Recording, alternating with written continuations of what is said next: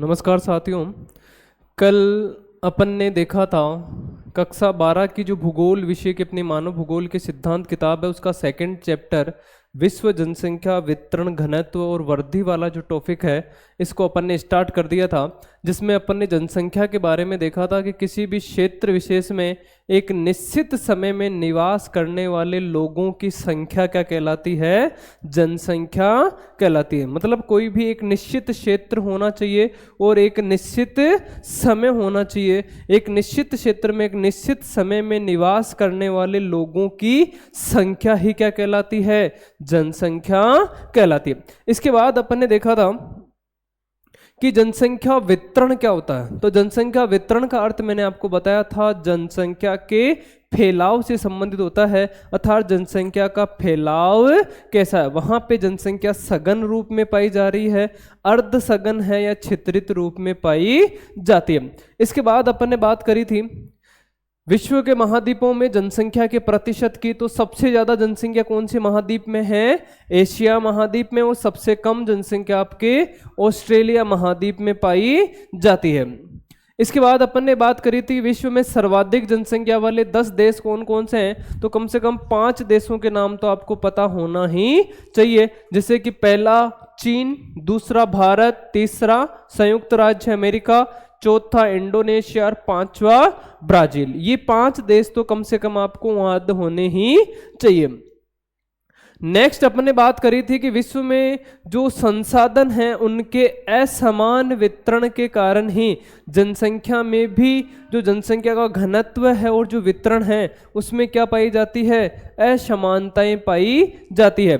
जैसे कि अपन ने बात करी थी आगे जनसंख्या घनत्व की। तो जनसंख्या घनत्व का मतलब होता है किसी प्रदेश में प्रति वर्ग किलोमीटर क्षेत्र में निवास करने वाले लोगों की संख्या।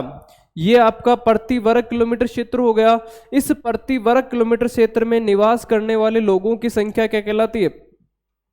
जनसंख्या घनत्व कहलाती है। इसके बाद अपन ने बात करी थी कि जनसंख्या घनत्व के भी कई प्रकार होते हैं, जैसे कि कायिक घनत्व है, एग्रीकल्चर डेंसिटी, पोषण घनत्व। ये घनत्व के कुछ प्रकार होते हैं जो हमें ये बताते हैं कि उस क्षेत्र विशेष के संसाधनों पर उस क्षेत्र विशेष की जनसंख्या का दबाव कितना है। क्या उस क्षेत्र के जो संसाधन हैं वहां पर निवास करने वाले लोगों का भरण पोषण करने में समर्थ है या नहीं है।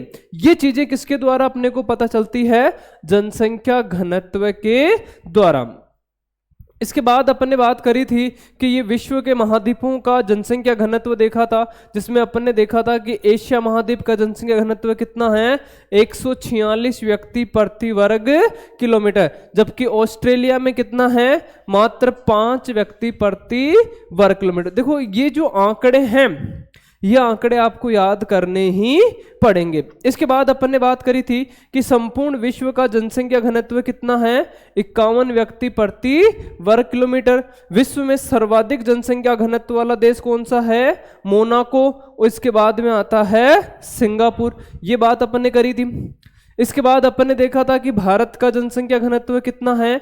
342 व्यक्ति प्रति वर्ग किलोमीटर। और राजस्थान का है 200 व्यक्ति प्रति वर्ग किलोमीटर। तो ये बात अपन ने कर ली थी।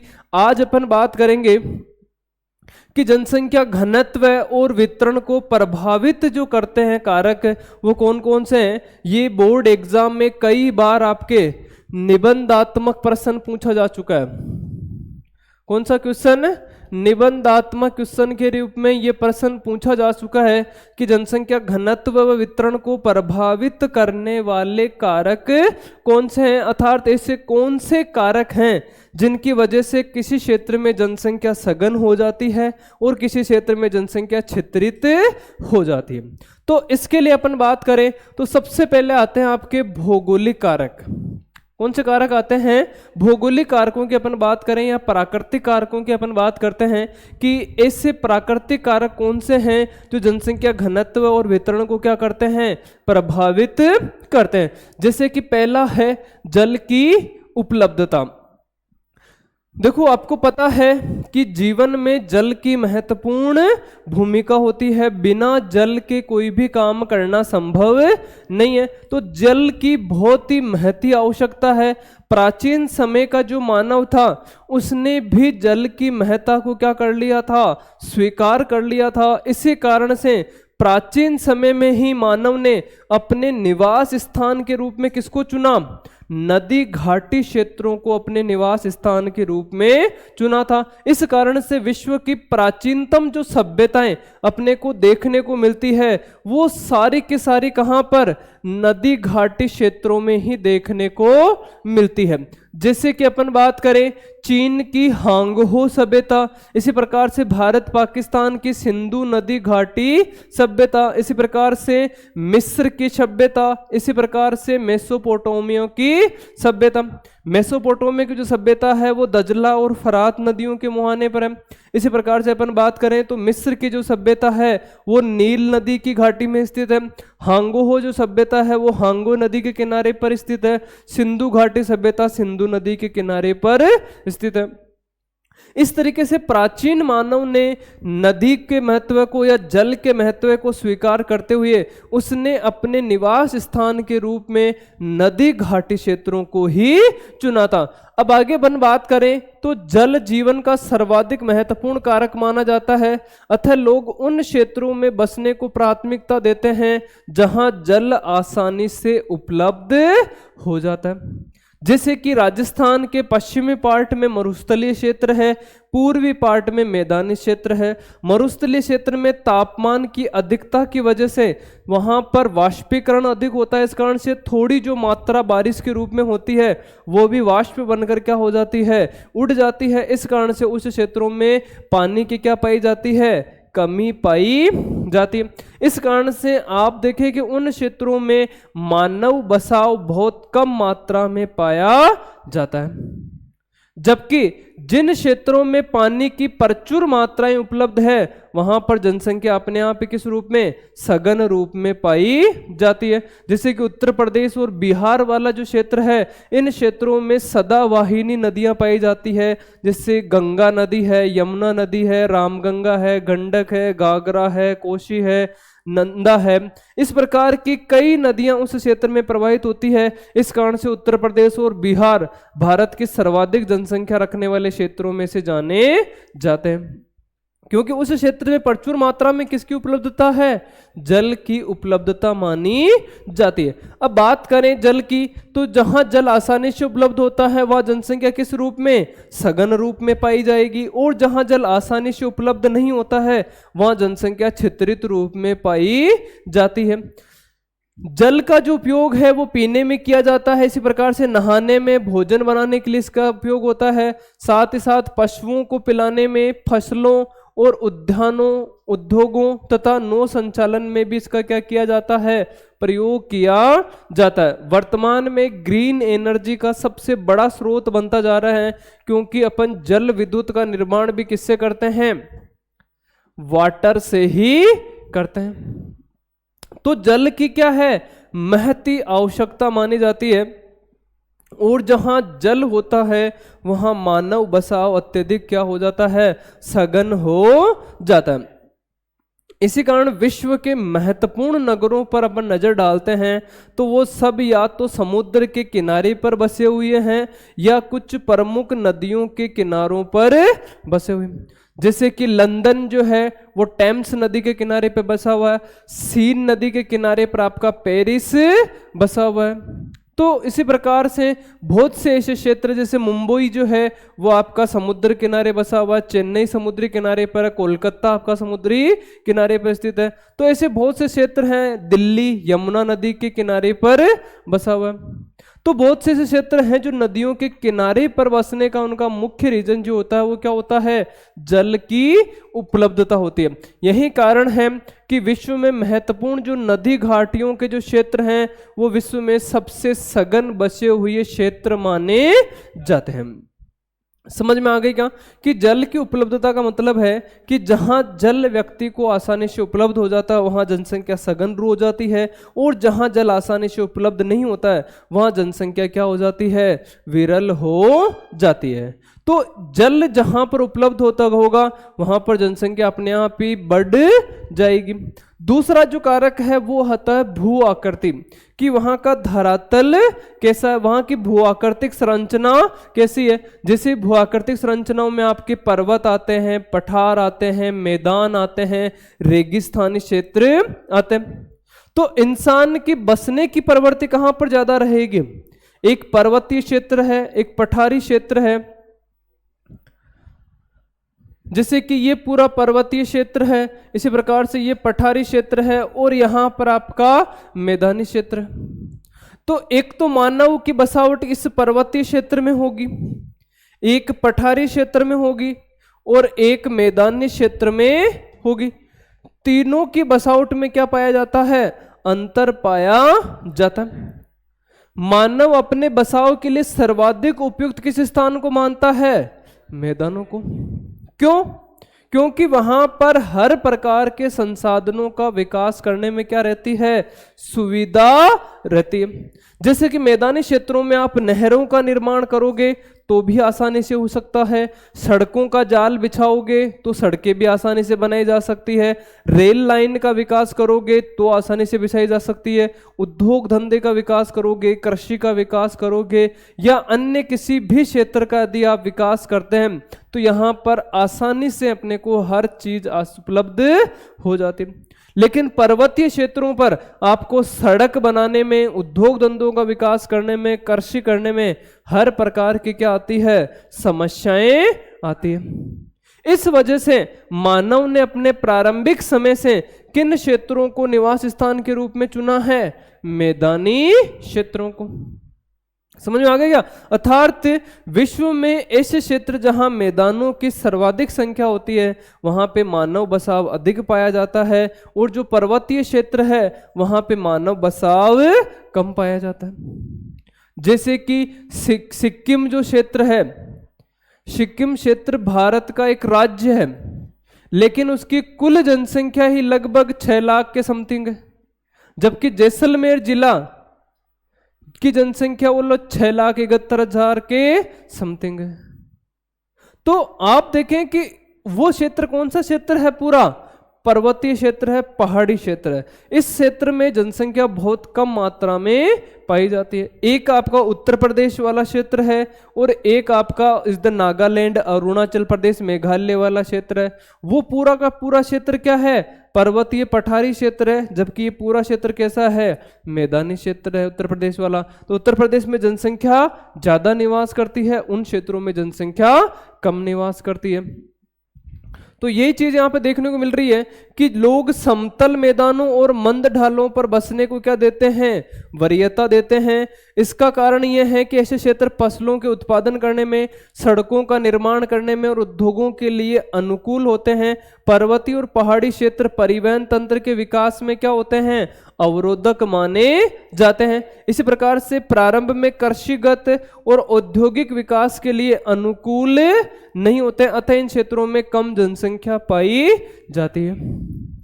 अब प्रश्न यहां से आपके बन सकता है कि कौन से क्षेत्रों में मानव बसाव सघन पाया जाता है, पर्वतीय क्षेत्रों में, पठारी क्षेत्रों में, मैदानी क्षेत्रों में। तो कौन से क्षेत्रों में आ जाएगा, मैदानी क्षेत्रों में। कौन से क्षेत्रों में विरल पाया जाता है, तो पर्वतीय क्षेत्रों में और पठारी क्षेत्रों में। तो ये चीज आपको ध्यान रखनी है।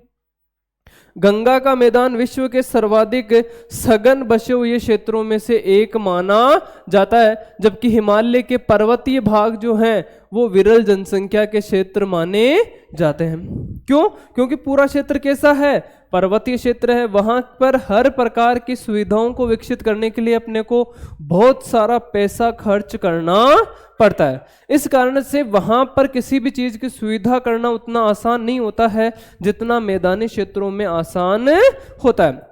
आगे बात करें जलवायु की, तो जलवायु भी मानव बसाव के लिए सर्वाधिक महत्वपूर्ण कारक माना जाता है, क्योंकि एक विद्वान रहे हैं हटिंगटन महोदय, ये अमेरिकन विद्वान थे। उन्होंने बताया था कि मानव बसाव के लिए लगभग 3 से 4 डिग्री सेल्सियस तापमान से लगाकर लगभग 21 डिग्री सेल्सियस तापमान जो होता है वो मानव बसाव के लिए सर्वाधिक उपयुक्त माना जाता है। अर्थात मानव ऐसे क्षेत्रों में निवास नहीं कर सकता है जो या तो अत्यधिक गर्म हो और या तो वो अत्यधिक ठंडे हो। मतलब या तो अत्यधिक ठंडे हो उन क्षेत्रों में भी निवास नहीं कर सकता है और अत्यधिक गर्म हो उन क्षेत्रों में भी निवास नहीं कर सकता। मानव बसाव उन क्षेत्रों में पाया जाता है जहां पर जलवायु कैसी हो, सम हो, न ज्यादा गर्मी पड़ती हो न ही ज्यादा सर्दी पड़ती हो। इस कारण से उन क्षेत्रों में जनसंख्या क्या पाई जाती है, अधिक पाई जाती है। जैसे कि अपन बात करें कि जो एशिया महाद्वीप है उसमें 20 डिग्री से लगाकर 40 डिग्री तक जनसंख्या का सर्वाधिक सघन बसाव पाया जाता है, जबकि यूरोप महाद्वीप में 40 डिग्री से लगाकर 60 डिग्री तक जनसंख्या का सघन बसाव पाया जाता है। समझा नहीं? तो ये जो जलवायु है ये सर्वाधिक महत्वपूर्ण मानी जाती है क्योंकि अति उष्ण और ठंडे मरुस्थलों की विषम जलवायु मानव बसाव के लिए क्या होती है, असुविधाजनक होती है। सुविधाजनक जलवायु वाले क्षेत्रों में अधिक मौसमीय जनसंख्या पाई जाती है। भूमध्य सागरीय प्रदेश सुखद जलवायु के कारण इतिहास के आरंभिक कालों से ही बसे हुए क्षेत्र माने जाते हैं। अर्थात जिन क्षेत्रों में जलवायु क्या रही है, अनुकूल रही है, वहां पर जनसंख्या प्रारंभ से ही क्या रही है, सघन बसावट वाले क्षेत्र माने जाते हैं। इसी प्रकार से अपन बात करें मृदाओं की, जिन क्षेत्रों में उपजाऊ मृदाएं होती है वहां पर जनसंख्या अपने आप ही कृषि के लिए क्या करती है, अधिक बसावट करती है। और जिन क्षेत्रों में अनुपजाऊ मृदाएं पाई जाती है उन क्षेत्रों में जनसंख्या अपने आप ही क्या हो जाती है, विरल हो जाती है। देखो मृदा के कुछ 5 घटक होते हैं। कितने घटक होते हैं?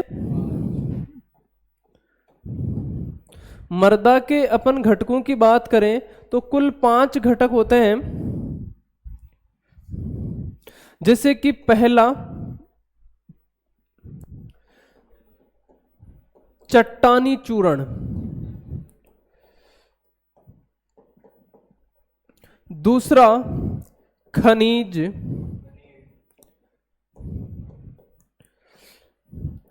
तीसरा ह्यूमस,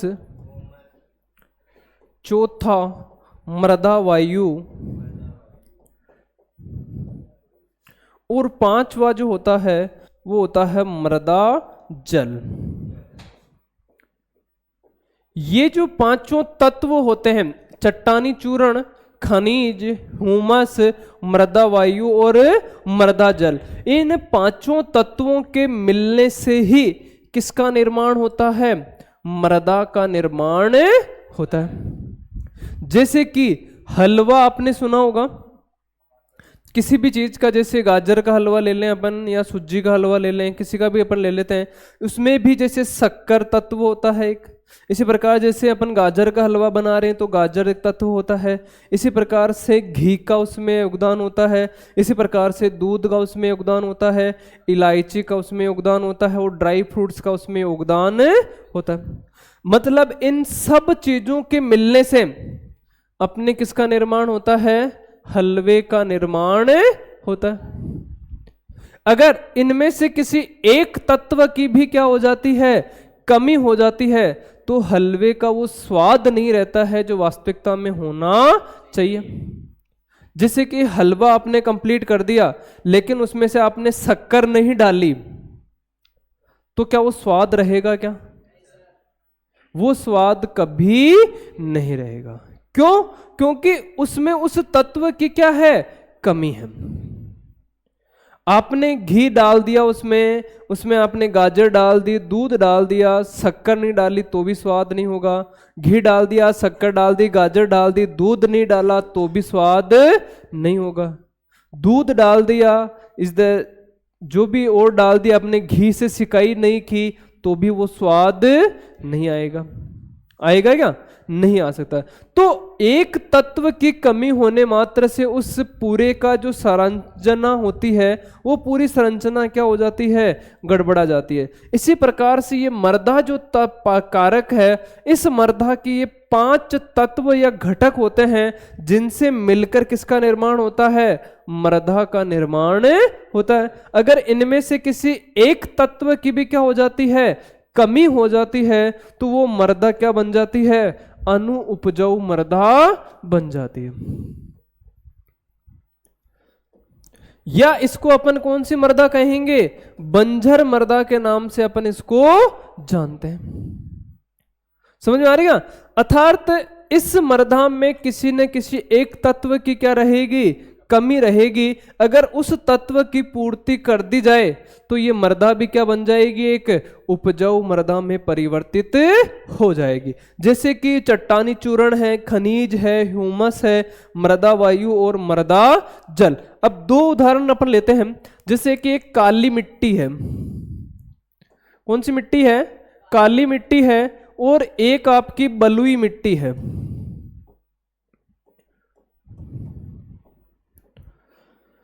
अब ये एक उपजाऊ मृदा है और ये इसको अपन अनुपजाऊ मृदा मानते हैं। अब इसमें जो है ये पूरे आपको जो तत्व हैं ये पूरे आपको मिलेंगे। उसमें चट्टानी चूर्ण भी होगा, उसमें ह्यूमस भी होगा, उसमें खनिज भी होगा, उसमें मृदा वायु भी होगी और मृदा जल भी होगा। लेकिन बलुई मिट्टी में ये चारों तत्व तो होंगे, ये भी होगा, ये भी होगा, ये भी होगा, ये भी होगा, लेकिन एक तत्व नहीं होता, वो होता है मृदा जल। जल जो होता है इन चारों तत्वों को क्या करता है, बांधे हुए रखता है। अगर इसकी कमी हो जाएगी तो चारों तत्व क्या हो जाएंगे, बिखर जाएंगे। समझ में आ रही है? इसी कारण से आपने काली मिट्टी को देखा होगा। काली मिट्टी जब आप कहीं भी तालाब के पास में जब जाते हैं, अंदर से काली मिट्टी का एक डाला निकालते हैं और आप उसको नीचे छोड़ते हैं, तो क्या उसका प्रत्येक कण अलग होता है क्या? काली मिट्टी का डला आपने जैसे निकाला है वैसा का वैसा ही वो नीचे जाके गिरेगा। क्या उसमें से प्रत्येक कण अलग हुआ क्या मिट्टी का? नहीं हुआ। लेकिन आप बलुई मिट्टी को, बालू रेत को आप मुट्ठी भर उठाइए और उसको आप नीचे गिराइए, क्या होगा? उसके प्रत्येक तत्व क्या हो जाएंगे, अलग हो जाएंगे। अलग होंगे कि नहीं होंगे? क्यों? क्योंकि उसमें किस तत्व की कमी है, मृदा जल की। इसकी कमी होने की वजह से ये चारों तत्व क्या हो गए, अलग हो गए।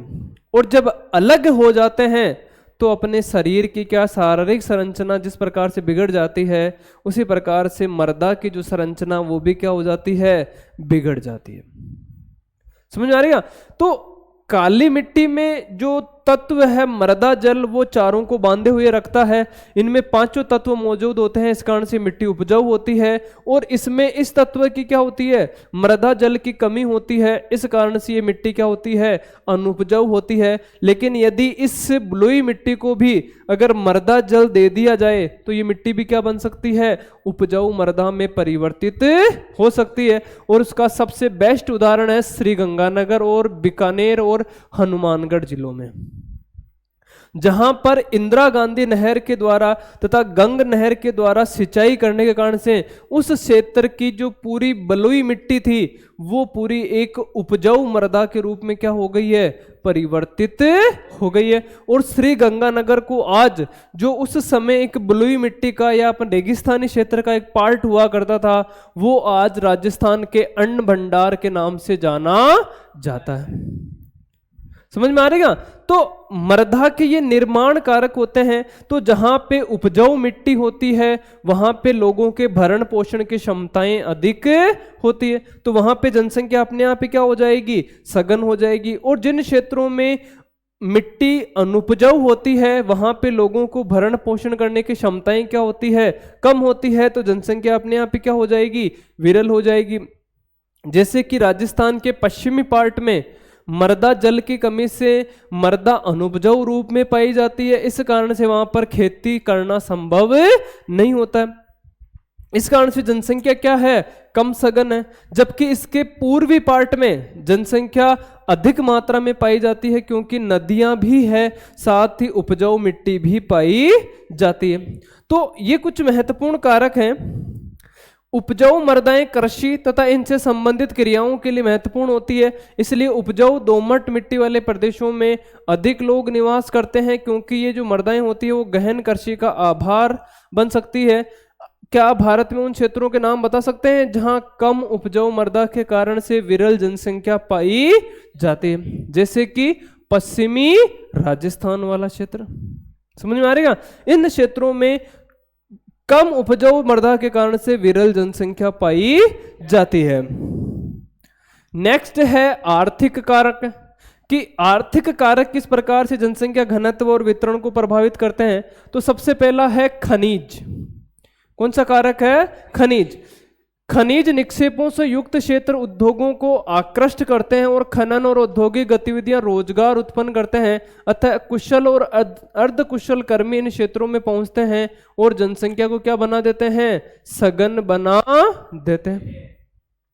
अर्थात ऐसे क्षेत्र जहां पर जलवायु मानव के निवास के प्रतिकूल है, अगर वहां पर भी खनिजों के भंडार मिल जाए तो वहां पर मानव बसाव क्या हो जाता है? सघन हो जाता है। जैसे कि राजस्थान का उदाहरण दिया मैंने आपको कि बाड़मेर जिले में, जैसलमेर जिले में, बीकानेर क्षेत्र में, वहां पर आपको पेट्रोलियम, कोयले और गैस के जैसे ही भंडार मिलते हैं, वहां पर जनसंख्या धीरे धीरे क्या होने लग जाती है? बढ़ने लग जाती है। क्यों? क्योंकि वो क्षेत्र लोगों को क्या करते हैं? अपनी ओर आकर्षित करते हैं। ठीक है, जैसे कि अफ्रीका की कटंगा जो पेटी है, जाम्बिया तांबा पेटी, इसका एक अच्छा उदाहरण मानी जाती है, क्योंकि ये जो तांबा पेटियां हैं ये आपको जो सहारा मरुस्थल है, इस मरुस्थल में ये तांबे की पेटियां देखने को मिलती है। ठीक है, तो खनिज तत्व जो है वो भी एक महत्वपूर्ण कारक होता है जनसंख्या को सघन करने में और अर्ध सघन करने में। जैसे कि पश्चिमी राजस्थान में आज के 20 साल पहले तक जनसंख्या बहुत विरल रूप में पाई जाती थी, लेकिन आज खनिजों के मिलने के कारण से वहां पर जनसंख्या धीरे धीरे क्या होती जा रही है? सघन होती जा रही है। नेक्स्ट है नगरीकरण। नगरीकरण का क्या मतलब होता है? नगरीकरण का अर्थ अपन 2-3 अर्थ में ले सकते हैं। एक होता है नगरों की संख्या में होने वाली वृद्धि, जैसे 10 नगर थे 50 नगर हो गए। ठीक है, एक नगरों की जनसंख्या में होने वाली वृद्धि, जैसे कि कुल जनसंख्या नगरों में रहने वाली 100 थी और 500 हो गई, तो वो भी क्या है? नगरीकरण है। और एक होता है नगरों का विस्तार, कि नगर कितना फैल रहे हैं। जैसे कि पहले 1 वर्ग किलोमीटर में नगर था, अब 10 वर्ग किलोमीटर में नगर हो गया, तो ये भी क्या है? नगरीकरण। समझ में आ रही है? नगरों की संख्या में होने वाली वृद्धि और नगरों की जनसंख्या में होने वाली वृद्धि दोनों ही किस रूप में आते हैं? नगरीकरण के रूप में आते हैं। नगर रोजगार के बेहतर अवसर उपलब्ध करवाते हैं अपने को, क्योंकि नगरों में कई प्रकार की सुविधाएं अपने को मिलती है। जैसे अच्छी शिक्षा व्यवस्था अपने को मिलती है, रोजगार के साधन मिलते हैं, चिकित्सा सुविधाएं अपने को मिलती है, मनोरंजन के साधन मिलते हैं। इस कारण से नगर जो है वो लोगों को अपनी ओर क्या करते हैं? आकर्षित करते हैं। इस कारण से नगरों में सघन जनसंख्या पाई जाती है, जबकि गांवों में इन सुविधाओं का अभाव होता है। इस कारण से लोग गांवों से कहां चले जाते हैं? शहरों में चले जाते हैं। इस कारण से गांवों में जनसंख्या कम हो जाती है, शहरों में जनसंख्या ज्यादा हो जाती है।